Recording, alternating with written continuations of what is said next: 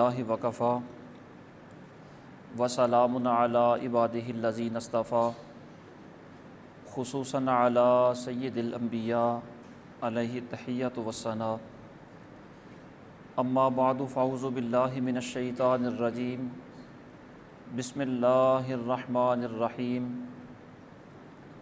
فإن آمنوا بمثل ما آمنتم به فقد اهتدوا صدق اللہ مولانا العظیم وبلغنا رسولہ النبی الکریم الامین ونحن علی ذلک لمن الشاہدین والشاکرین والحمد للہ رب العالمین ان اللہ وملائکتہ یصلون علی النبی یا ایہا الذین آمنوا صلوا علیہ وسلموا تسلیما الصلاۃ والسلام علیک یا سیدی یا رسول اللہ وعلی آلک واصحابک یا سیدی یا حبیب اللہ الصلاۃ والسلام علیک یا شفیع المذنبین وعلی آلک واصحابک یا رحمۃ للعالمین۔ بعد از حمد و ثنا، گزشتہ جمعۃ المبارک کو حضرت سیدنا ابو ذر غفاری رضی اللہ تعالی عنہ و ارضاہ عنا کے حوالہ سے چند گزارشات آپ کے گوش گزار کیں۔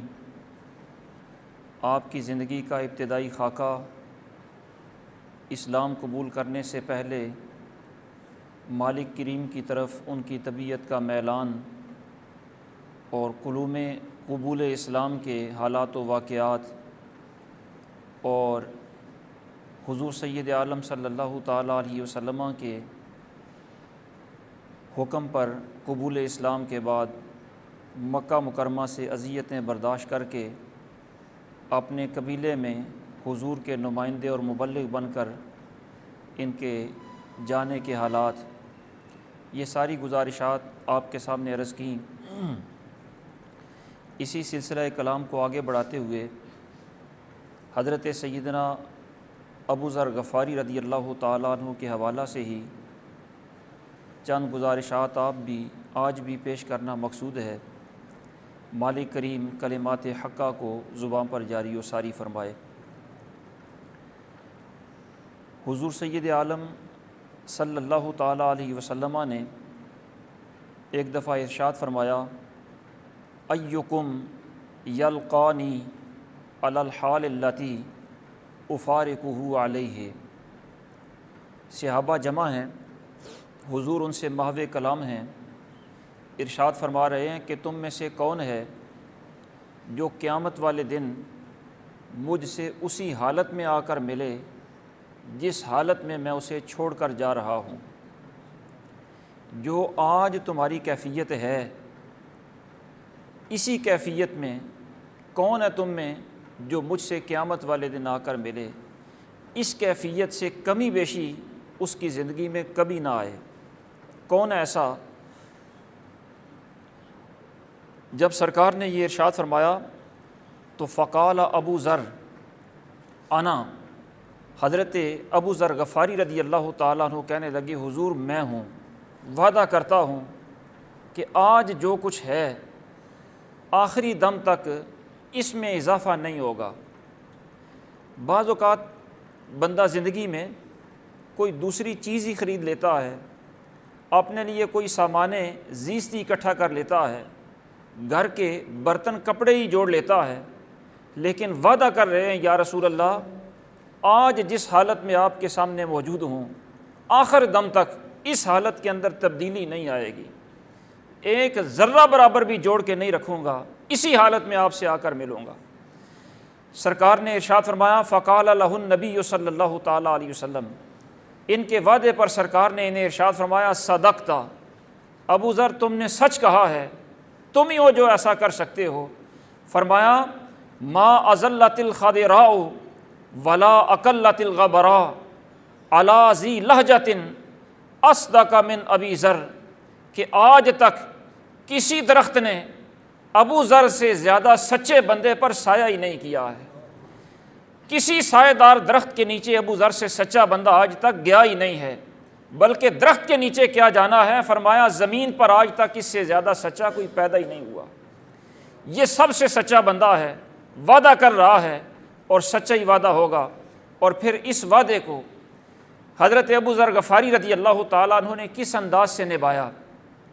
ظاہر ہے حضور کے پاس بیٹھے تھے، مال و دولت نہیں ہے، فقر و فاقہ ہے، طبیعت کی بے نیازی ہے، ایسی کیفیت کو جو انہوں نے نبھایا، اس پر وہ خود اپنے دوست صحابہ کرام کے مجمع میں بیٹھ کر جس اپنی استقامت کا اور حضور سے وفاداری کا اور محبت کا اظہار کیا کرتے تھے وہ بھی ملاحظہ فرمائیں۔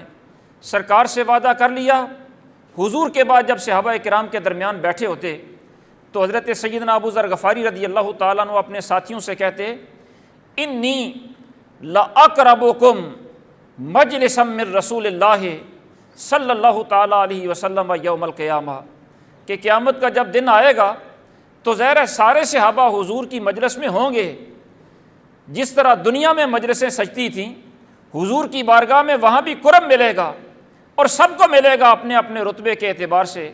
فرمانے لگے لیکن یاد رکھو تم سب سے زیادہ اس مجلس میں حضور کے قریب مجھے جگہ ملے گی، میں حضور کے سب سے زیادہ قریب ہوں گا۔ ساتھیوں نے پوچھا کیوں، کس وجہ سے آپ زیادہ قریب ہوں گے؟ فرمانے لگے وذالک انی سمعتہ صلی اللہ تعالیٰ علیہ وسلم یقول اقربکم منی مجلسا یوم القیامۃ من خرج من الدنیا کہیئۃ ما ترکت فیہا۔ سرکار کو میں نے یہ فرماتے ہوئے سنا ہے کہ قیامت والے دن تم میں سے سب سے زیادہ مجلس کے اعتبار سے میرے نزدیک وہ بندہ ہوگا جو اسی حالت سے دنیا سے جائے گا جس حالت میں اسے چھوڑ کر جا رہا ہوں گا، جو اپنے وعدے کو نبھائے گا اور اسی کیفیت کو وہ قائم رکھے گا وہ میرے زیادہ قریب ہوگا۔ اور فرمانے لگے وَإِنَّهُ وَاللَّهِ، فرمانے لگے قسم بخدا معاملہ یہ ہے کہ تم میں سے ہر بندہ کسی نہ کسی اضافے کے اندر ضرور مبتلا ہو گیا ہے، کوئی امیر بنا ہے، کوئی قاضی بنا ہے، کوئی گورنر بنا ہے، کوئی حکمراں بنا ہے، کوئی کسی علاقے کا والی بنا ہے، کوئی سفیر بنا ہے، ہر بندہ کسی نہ کسی منصب پہ، کسی نہ کسی عہدے پہ یا دنیا داری میں دولت کے لحاظ سے سب کے پاس کچھ نہ کچھ اضافہ ہوا ہے۔ فرمانے لگے میں ہی وہ بندہ ہوں جو جس وعدے پر تھا آج بھی اسی تنگ دستی پر، اسی کیفیت پر، اسی فقر و فاقہ کی شان پر آج بھی میں ہی قائم ہوں۔ اس لیے میں نے زندگی کے اندر کوئی تبدیلی نہیں کی اور مجھے یقین ہے کہ قیامت والے دن حضور کے قریب بھی میں ہی ہوں گا۔ حضور سید عالم صلی اللہ تعالیٰ علیہ وسلم کے یہ صحابی حضرت ابو ذر غفاری رضی اللہ تعالیٰ عنہ ایسے زاہد، دنیا سے بے رغبت، ایسے ورع و پرہیزگاری والے اور دنیا سے بے نیاز صحابی ہیں کہ سرکار ان کی شان بیان کرتے ہوئے ارشاد فرمانے لگے من سرہ ان ینظر الی زہد عیسی ابن مریم فلینظر الی ابی ذر، جو یہ چاہتا ہو کہ حضرت سیدنا عیسیٰ علیہ السلام کے زہد کو دیکھے، ان کی دنیا سے بے رغبتی کو دیکھے، ان کا عملی نمونہ جو دیکھنا چاہتا ہو وہ حضرت سیدنا ابو ذر غفاری رضی اللہ تعالیٰ عنہ کی زیارت کر لیا کرے۔ دنیا سے بے نیازی ہے اور حضور سید عالم صلی اللہ تعالیٰ علیہ وسلم سے ان کی محبت تو بہت زیادہ ہے۔ ان کی تو سرکار سے محبت ویسے ہی بنتی ہے، غلام ہیں تو آقا سے محبت ویسے ہی ایمان کا حصہ ہے، لیکن بات تو یہ ہے کہ حضور ان سے محبت کتنی کرتے ہیں، حضور کو یہ پیارے کتنے لگتے ہیں۔ حضرت ابو ذر غفاری خود فرماتے ہیں کہ سرکار دو عالم صلی اللہ تعالیٰ علیہ وسلم کا جب وقت وصال قریب تھا، سرکار علالت کے ایام میں تھے، اپنے کاشانہ نبوت میں تشریف فرما تھے، تو اس موقع پر سرکار دو عالم صلی اللہ تعالیٰ علیہ وسلم نے مجھے اپنے گھر میں بلایا، پیغام بھیجا، میں حضور کی بارگاہ میں حاضر ہوا۔ جب میں حضور صلی اللہ تعالیٰ علیہ وسلم کے پاس پہنچا تو میرے کریم آقا صلی اللہ تعالیٰ علیہ وسلم اس وقت لیٹے ہوئے تھے، آرام فرما تھے۔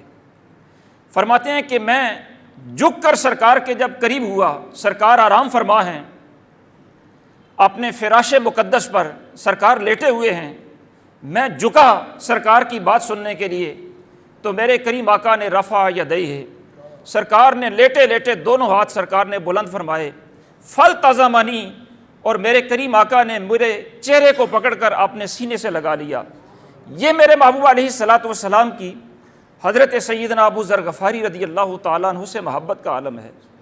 اسی طرح سرکار کی ان سے محبت کا عالم یہ ہے کہ غزوہ تبوک جب ہوا تو یہ سفر بھی بڑا طویل تھا، موسم بھی گرمی کا تھا، اور فصلیں بھی اہل مدینہ کی پکی ہوئی تھیں، اب ان کی کٹائی کا وقت تھا، اور دشمن بھی بڑی تعداد میں تھا جس سے لڑائی کرنا تھی۔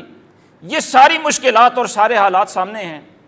ایسے حالات میں سرکار نے جب فرمایا کہ تبوک میں جانا ہے، صحابہ کرام چل نکلے۔ وہ ایک سفر معیار تھا کہ دیکھو کون کون آیا ہے، کون کون نہیں آیا۔ جو نہیں آیا اس کے ایمان پر انگلی اٹھتی تھی، اس کے کردار پر شک ہوتا تھا، اور صحابہ ظاہر لمبا سفر تھا، رستے میں پوچھتے کہ فلاں بھی آیا ہے کہ نہیں آیا، فلاں کہیں چھپ تو نہیں گیا، فلاں کہیں گرمی سے تو نہیں گھبرا گیا، اور فلاں کہیں اپنی فصل کی کٹائی میں دنیا داری کے پیچھے چھپ تو نہیں گیا، اس وجہ سے رک تو نہیں گیا۔ باتیں ہوتی تھی کون آیا ہے کون نہیں آیا۔ رستے کے اندر فرماتے ہیں کہ یہ تبصرے ہوتے رہے۔ کسی نے رستے میں بات کی کہ ابو ذر بھی نظر نہیں آ رہے، دوسرے نے کہا دنیا داری جو ہے چھپ گئے ہوں گے۔ اس طرح باتیں چلتی رہیں۔ سرکار دو عالم صلی اللہ تعالیٰ علیہ وسلم کے کانوں میں بھی یہ بات پہنچتی رہی کہ ابو ذر نہیں آئے۔ میرے کریم آقا نے تبصرہ کوئی نہیں فرمایا، صرف اتنا ارشاد فرمایا کہ اگر اللہ نے اس میں کوئی بلائی رکھی ہوگی تو وہ تم سے آ کر مل جائے گا۔ اس سے زیادہ سرکار نے کوئی تبصرہ نہیں فرمایا۔ بہر صورت سارے رستے میں یہ باتیں ہوتی رہیں، حتیٰ کہ قافلہ تبوک کے مقام پر پہنچ گیا، وہاں قیام ہو گیا۔ ادھر حضرت ابو ذر غفاری رضی اللہ تعالیٰ عنہ چونکہ پیچھے رہ گئے تھے اور صحابہ ان کے بارے میں تبصرے بھی کر رہے تھے، ان کو کچھ دنوں کے بعد خیال آیا کہ میرے محبوب علیہ الصلوۃ والسلام تو وہاں چلے گئے ہیں، میں لیٹ ہو گیا ہوں، مجھے جلد از جلد وہاں پر پہنچنا چاہیے۔ انہوں نے اپنا اونٹ لیا، سواری لی، سامان اس پر سوار کیا، لادا، اور اونٹ کو تیز تیز دوڑاتے ہوئے تبوک کی طرف اکیلے ہی رواں دوا ہیں۔ اب ظاہر صحرا ہے، تپتی ہوئی ریت ہے، گرمی کا موسم ہے، ان کے دل میں جو جذبہ محبت شعلہ زن ہے، یہ تو چاہتے ہیں کہ ابھی وہاں پر اڑ کے پہنچوں، لیکن اونٹ تو پھر بھی جانور ہے، وہ آپ کے جذبہ محبت کی تاب نہیں لا سکتا، وہ تو ظاہر ہے قیام کر کر کے آہستہ آہستہ منزل بمنزل اپنی رفتار سے چلنا چاہتا ہے، آپ جلدی پہنچنا چاہتے ہیں۔ آپ کے جذبے کے سامنے اونٹ بے بس ہو گیا، اونٹ تھک گیا، ہار گیا۔ آپ نے اونٹ کو وہیں پر چھوڑا، اپنا سامان سر پر اٹھایا، دوڑ لگا دی، تبوک کی طرف دوڑتے ہوئے جب چلے، اور جب میدان تبوک میں جہاں سرکار کے خیمے، صحابہ کے خیمے لگے تھے، وہاں قریب پہنچے، دوڑتے ہوئے آ رہے ہیں، سامان سر پر ہے، آپ کے دوڑنے سے گرد و غبار اٹھ رہی ہے۔ صحابہ نے وہ دوڑتے ہوئے کسی بندے کو گرد و غبار میں آتے ہوئے دیکھا تو کہا کوئی آ رہا ہے۔ جب یہ شور مچا کوئی آ رہا ہے، کوئی آ رہا ہے، تو سرکار نے یہ آواز سنی کہ کوئی آ رہا ہے۔ سرکار کی زبان سے یہ جملے نکلے، کن ابا ذر، یہ آنے والا جو بھی ہے اللہ کرے یہ ابو ذر ہی ہو جائے۔ ابو ذر سے ملنے کو دل کرتا ہے، یہ جو بھی ہے ابو ذر ہونا چاہیے۔ حضرت ابو ذر رضی اللہ تعالیٰ عنہ اب دوڑتے دوڑتے قریب آ رہے ہیں۔ جب قریب آئے، صحابہ میں یہ اب آواز اٹھنا شروع ہو گئی کہ یہ تو ابو ذر آ گئے ہیں، ابو ذر پہنچائے ہیں۔ میرے کریم آقا نبی اکرم صلی اللہ تعالیٰ علیہ وسلم نے ابھی ملاقات نہیں ہوئی ان سے، اور ابھی یہ پہنچے بھی نہیں، بس نزدیک آئے ہیں۔ جب سنا کہ ابو ذر آ گئے ہیں تو میرے کریم آقا نے اس وقت ارشاد فرمایا، رحم اللہ ابا ذر، ابو ذر پر اللہ رب العالمین رحم فرمائے۔ یمشی وحدہ ویموت وحدہ ویبعث یوم القیامت وحدہ، یہ اکیلا ہی چلتا ہے، اکیلا ہی مرے گا، اور قیامت والے دن اکیلا ہی اٹھایا جائے گا۔ یہ امتیازی شان والا ہے، اکیلا ہی چلتا ہے، اکیلا ہی فوت ہوگا، اکیلا ہی اٹھایا جائے گا۔ یہ ارشاد فرمایا۔ اتنی دیر میں وہ بھی قافلے کے اندر شامل ہو گئے۔ ظاہر ہے سب سے پہلے تو انہوں نے حضور سے ہی ملنا تھا، سرکار بھی اٹھ کر آگے بڑھے، ان کے سر سے سامان بھی سرکار اتار رہے ہیں، اور سامان اتارتے ہوئے سرکار انہیں یہ ارشاد بھی فرما رہے ہیں، دیکھیں تھکے ہارے سفر کی تھکاوٹ سے جب آ رہے ہیں تو محبوب استقبال کیسے فرما رہے ہیں، اور ان کی دلجوئی اور تھکاوٹ کیسے اتار رہے ہیں۔ سرکار نے ارشاد فرمایا لقد غفر اللہ لک یا ابا ذر بکل خطوۃ ذنبا، اے ابو ذر اللہ نے تیرے ہر قدم کے بدلے گناہوں کو معاف کر دیا ہے، اور فرمایا کہ بڑا اچھا ہوا ابو ذر ان لقیتنی، کہ تو آ کر مجھ سے مل گیا ہے۔ سرکار نے یہ نہیں فرمایا کہ قافلے سے آ کر مل گیا ہے، قافلے میں شامل ہو گیا ہے، فرمایا نہیں ابو ذر تو نے بڑا ہی اچھا کیا کہ میری ملاقات کے لیے تو آ گیا ہے۔ اب یہ حضور صلی اللہ تعالیٰ علیہ وسلم کی ملاقات کے لیے آئے، لیکن پہلے چونکہ سرکار فرما چکے تھے کہ یہ تنہائی چلتے ہیں، تنہائی فوت ہوں گے، اور وہ تنہائی میں فوتگی کیسی ہے، مفسرین نے ظاہر ہے حضور کے وہ کلمات ہیں، ان کی ساری رویداد مفسرین نے، اصحاب سیر نے بیان کی ہے۔ وہ کہتے ہیں کہ حضور سید عالم صلی اللہ تعالیٰ علیہ وسلم کی یہ پیشین گوئی کہ یہ تنہائی فوت ہوں گے، یہ اس طرح پوری ہوئی کہ حضرت ابو ذر غفاری رضی اللہ تعالیٰ عنہ ایک دفعہ مسجد نبوی میں دن بھر کے کام کاج کر کے تھکے ہوئے ہیں، اور اصحاب صفہ میں ہیں، تھک کر مسجد نبوی میں سرکار کے درویشوں میں، طلباء میں یہ تھک کر سو گئے ہیں۔ سرکار دو عالم صلی اللہ تعالیٰ علیہ وسلم تشریف لائے، اور سرکار نے انہیں جب سوتا ہوا دیکھا تو سرکار نے انہیں جگا لیا۔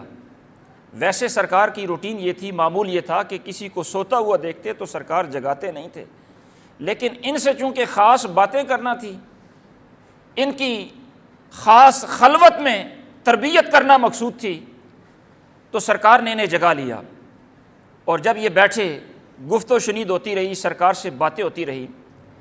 سرکار نے انہیں ارشاد فرمایا کہ اے ابو ذر،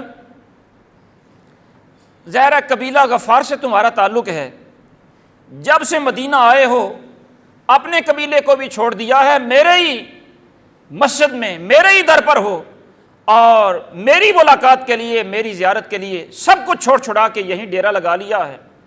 اے ابو ذر اس وقت کیا کرو گے جب مدینہ تمہیں چھوڑنا پڑ جائے گا، مدینے سے نکلنا مجبوری بن جائے گی، کیا کرو گے اس وقت؟ عرض کرنے لگے یا رسول اللہ اگر یہاں سے نکلنا پڑ گیا تو آپ کا جو سابقہ دیش مکہ مکرمہ ہے وہاں چلا جاؤں گا۔ میرے آقا نے فرمایا کہ ابو ذر اگر وہاں سے بھی نکلنا مجبوری بن گیا، وہاں سے بھی نکلنا پڑ گیا تو پھر کیا کرو گے؟ کہنے لگے حضور پھر میرے سنگی ساتھی شام میں ہیں، وہاں چلا جاؤں گا۔ میرے آقا نے فرمایا اگر شام میں بھی نہ رہنے دیا گیا، وہاں سے بھی نکلنا مجبوری بن گئی تو پھر کیا کرو گے؟ حضرت ابو ذر غفاری رضی اللہ تعالیٰ عنہ عرض کرنے لگے اذن والذی بعثک بالحق اداء سیفی علی عاتقی، یا رسول اللہ پھر برداشت کی بھی کوئی حد ہوتی ہے، آپ کا شہر بھی چھوڑنا پڑ جائے، مکہ بھی چھوڑنا پڑ جائے، شام بھی چھوڑنا پڑ جائے تو پھر کتنی دیر تک برداشت کروں گا؟ اپنی تلوار اپنے کندھے پر رکھوں گا، اور جس وجہ سے یہ شہر چھوڑنے پڑے اس سے لڑائی شروع کروں گا۔ آخر کیوں ہمیں اتنا کوئی مجبور کرے گا؟ جب اس طرح کے محبت بھرے جذبات کا اظہار کیا تو میرے کریم آقا نے پہلے رب کی بارگاہ میں عرض کی کہ مالک ابو ذر محبت میں یہ باتیں کر رہا ہے، اس کی بخشش فرما دے، اس کے جملوں کی پکڑ نہ کرنا۔ پھر سرکار نے ارشاد فرمایا کہ اے ابو ذر میں تمہیں اس سے بہتر حل نہ بتاؤں کہ اس وقت تم کیا کرو گے؟ عرض کی یا رسول اللہ بتائیں کیا کروں؟ میرے کریم آقا نے ارشاد فرمایا تسمعوا و تطیعوا، صرف بات سننا اور جو بھی حاکم کہے وہ بات مان لینا، مزاحمت نہ کرنا، ٹکراؤ نہ کرنا، مقابلہ نہ کرنا، جو تمہیں کہا جائے خاموشی سے سن بھی لینا، مان بھی لینا۔ اور فرمایا حاکم کون ہو؟ ارشاد فرمایا ان کان عبدا حبشیا، اگر کوئی حبشی غلام بھی تم پر حاکم بن جائے تو اس کی بھی اطاعت کرنا، اس کی بھی بات سننا، یہ تمہارے لیے زیادہ بہتر ہے۔ حضرت ابو ذر غفاری رضی اللہ تعالیٰ عنہ نے ظاہر ہے بات تسلیم ہی کرنا تھی، حضور نے جو فرمایا تھا کہ ایسے کرنا ہے، عرض کی حضور بالکل ایسے ہی کروں گا۔ پھر یہ مدینہ طیبہ چھوڑنے کا وقت کب آئے گا؟ یہ بھی ایک موقع پر سرکار نے ارشاد فرما دیا، انہیں خود ہی فرما دیا کہ یہ وقت کب آئے گا۔ حضرت ابن سیرین ارشاد فرماتے ہیں کہ حضور نے حضرت ابو ذر غفاری سے فرمایا، اذا بلغ البناء سلعن فاخرج منہا، کہ مدینہ طیبہ میں آبادی زیادہ ہو رہی ہے، لوگ مکانات بنا رہے ہیں، جب یہ آبادی بڑھتے بڑھتے جبل سلا تک پہنچ جائے تو اس وقت سمجھنا کہ تمہارا مدینے سے نکلنے کا وقت آ گیا ہے۔ پھر وہ وقت آیا، آپ مدینہ طیبہ سے ہجرت فرمائی، مکہ مکرمہ سے، شام سے، سارے شہروں سے آپ نکلے، اور آخری ٹھکانہ آپ کا مدینہ طیبہ کی قریبی ایک جگہ تھی 2-3 منزل کے فاصلے پر، جس کو ربضہ کہا جاتا ہے۔ اور اس وقت سرکاری جو اونٹ ہوتے تھے، سرکاری جو گورنمنٹ کے بیت المال کے اونٹ ہوتے تھے، ان کی وہ چراگاہ تھی، اور وہاں ایک حبشی غلام حضرت مجاشع رضی اللہ تعالیٰ عنہ وہاں نگران تھے، وہاں عملے کے اونٹوں کی نگرانی کرنے والوں کے۔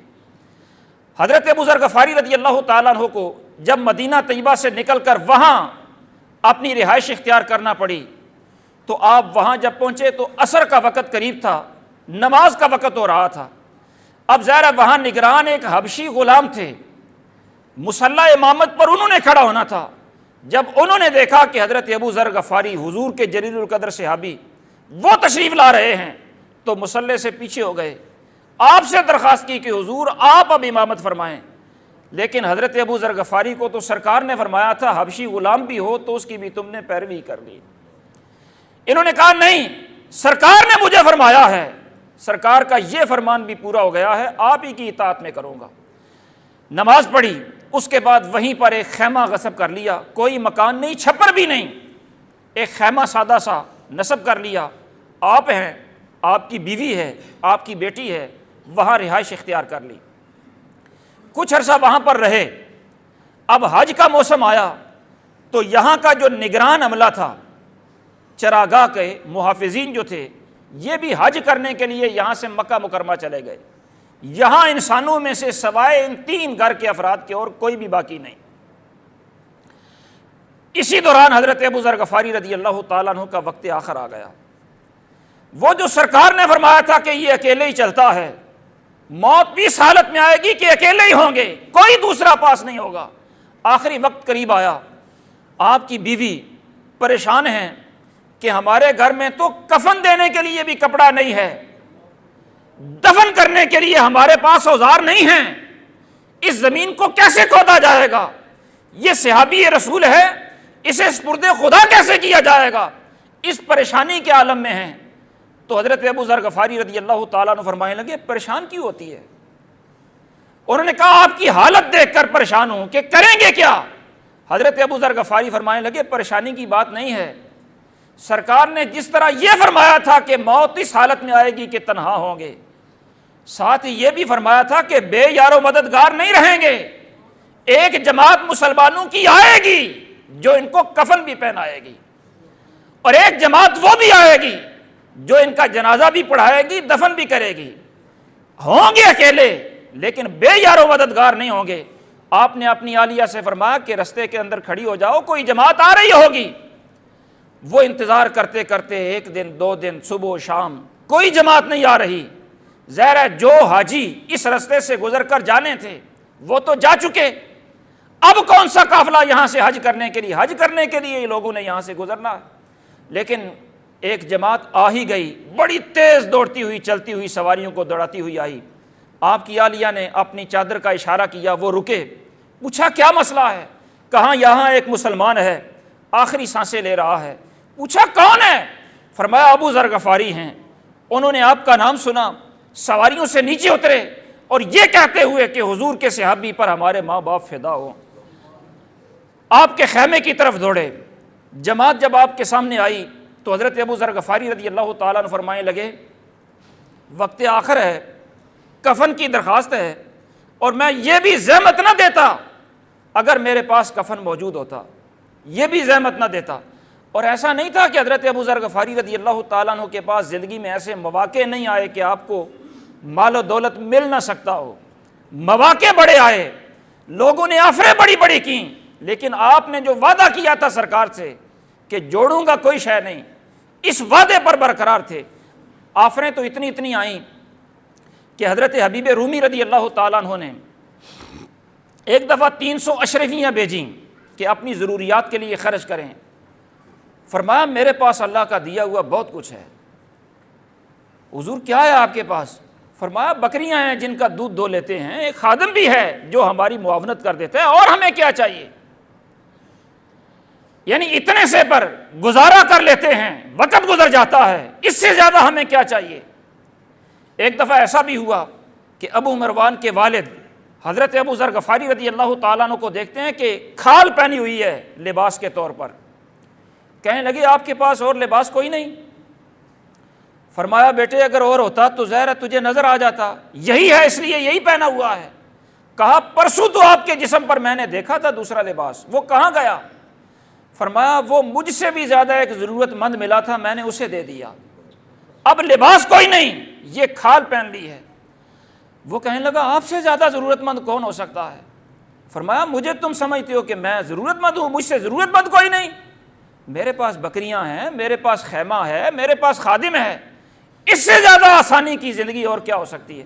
یعنی آفریں بڑی بڑی آئی ہیں، لیکن اس کے باوجود آخری وقت ہے، ان آنے والوں سے کہہ رہے ہیں کہ کفن کی بھی زحمت نہ دیتا اگر میرے پاس موجود ہوتا، اور سرکار کا چونکہ حکم ہے کہ کفن میت کو دیا جائے اس لیے درخواست کر رہا ہوں، اور ساتھ ہی یہ قسم دے رہا ہوں تمہیں کہ تم میں سے اگر کوئی بندہ کسی سرکاری عہدے پر رہا ہو تو اس کا مجھے کفن بھی نہیں چاہیے، اس لیے کہ سرکاری عہدے میں ممکن ہے اس سے کوئی غلطی ہوئی ہو، ممکن ہے کسی کی حق تلفی کی ہو، کسی بھی سرکاری عہدے پر جو رہا ہو، قسم ہے تمہیں کہ اس کا کفن بھی مجھے نہیں چاہیے۔ اتفاق ایسا تھا کہ اس جماعت میں صرف ایک نوجوان ایسا تھا انصاری جو کسی عہدے پر نہیں رہا تھا، باقی سارے کسی نہ کسی عہدے پر رہے تھے۔ اس انصاری نے کہا کہ حضور میں ہوں، میری والدہ نے اپنے ہاتھ سے جو چادریں بنائی ہیں میں وہ آپ کے لیے پیش کرتا ہوں۔ آپ نے وہ قبول فرمایا۔ پھر اس کے بعد آپ نے اپنے اہل خانہ سے فرمایا کہ کھانا تیار کرو، ایک جماعت اور آ رہی ہے۔ تھوڑی دیر کے بعد ایک جماعت اور آئی، اور آپ نے اس جماعت کے آنے سے پہلے رخت سفر باندھ دیا تھا، وصال فرما چکے تھے اور نصیحت کر گئے تھے کہ میرا چارپائی کفن دے کر شاہراہ پر رکھ دینا، جماعت آئے گی، ان میں سے ایک بندہ ہوگا جو جماعت کا سربراہ ہوگا، جنازہ میرا وہ پڑھائے گا۔ اور اس آخری وقت حضرت سیدنا عبداللہ ابن مسعود رضی اللہ تعالیٰ عنہ، حضور کے صحابی، جلیل القدر صحابی، اپنے شاگردوں کی تلامذہ کی ایک محدثین کی جماعت کے ساتھ جا رہے تھے، اور حج پر پہنچنا تھا، جلدی تھی، لیٹ ہو چکے تھے، اس جلدی میں جا رہے تھے۔ شاہراہ پر ایک جنازہ دیکھا، پوچھا کس کا ہے؟ بتایا گیا ابو ذر غفاری کا ہے۔ اسی وقت سرکار کے اس فرمان کو انہوں نے دہرایا کہ میرے محبوب نے سچ فرمایا تھا کہ ابو ذر جیتا بھی اکیلے ہے، فوت بھی اکیلے ہی ہوگا، اور قیامت والے دن اکیلے ہی یہ دنیا، قیامت والے دن اکیلے ہی یہ اٹھائے جائیں گے۔ یہ حضرت سیدنا ابو ذر غفاری رضی اللہ تعالیٰ عنہ کا سفر آخرت ہے، اور سرکار دو عالم صلی اللہ تعالیٰ علیہ وسلم کی ان کے بارے میں یہ فرامین ہیں۔ حضور نبی اکرم صلی اللہ تعالیٰ علیہ وسلم نے حضرت ابو ذر غفاری رضی اللہ تعالیٰ عنہ آپ کو جو تربیت فرمائی اور آپ کو جو نصیحتیں فرمائیں، ان نصیحتوں میں سے ایک نصیحت صرف آپ سماعت فرما لیں، وقت مختصر ہے۔